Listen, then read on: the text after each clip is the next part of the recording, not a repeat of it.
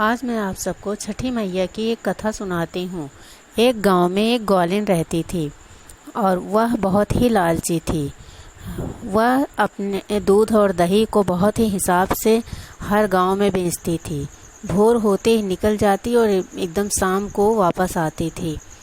तो इसी तरह वह रोज़ का दूध और दही बेचने वाला काम अच्छे से कर रही थी।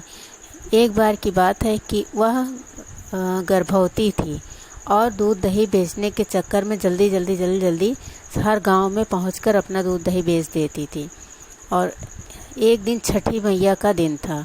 सभी औरतें छठी का व्रत थी और उससे कही थी कि तुम जो है केवल भैंस का ही दूध ला के देना, जो कि छठी मैया की पूजा में लगता है, और भैंस का दही भी लाना।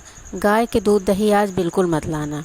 तो उस ग्वालिन ने कहा ठीक है, और वह भैंस का दूध और दही की मटकी अपने सर पे रखी और कमर पे लेकर गांव में निकल पड़ी। जैसे ही एक गांव में पहुंची, दूध दही बेची और वापस आने लगी तो रास्ते में ही उसके बच्चे को जन्म दे दिया। और वह सोची कि अगर मैं इस हालत में जाऊंगी किसी के घर दूध दही बेचने तो सब मुझे कहेंगे कि तू तो प्रसूति है, अभी तो तेरे घर में बच्चे ने जन्म लिया, तू अशुद्ध हो गई, इसलिए तेरे हाथ से कोई दूध दही लेगा नहीं। इसलिए उसने क्या किया, वहीं बगल के एक तालाब में अपने बच्चे को किनारे झील झांखड़ में लिटा दी और कुछ पत्तों से अपने बच्चे को ढक दिया ताकि कोई जानवर न खाए। और फिर दूध दही की मटके ली और तुरंत गांव पहुंच गई। सबके घर उसने दूध दही बांट दिया। और फिर उसके बाद जब वापस आई तो देख रही कि उसका बच्चा मरा हुआ है।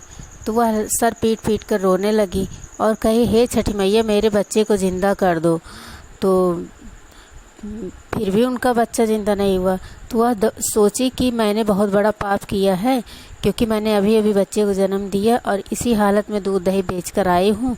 तो लगता है इसीलिए छठ मैया ने मुझे पाप का दंड दिया है।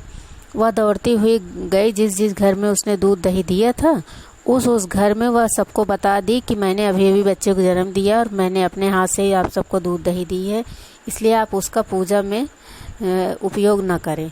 यह कहते हुए दौड़ती हुई आई तो देख रही है उसका बच्चा जो है वह उसी तालाब में एक बहुत ही बड़े ढांक फूस के पत्ते पर लेटा हुआ है और ऊपर से बहुत सारे कुछ उसे ऊपर रखे गए हैं और ढेर सारा फूल माला भी चढ़ा हुआ है।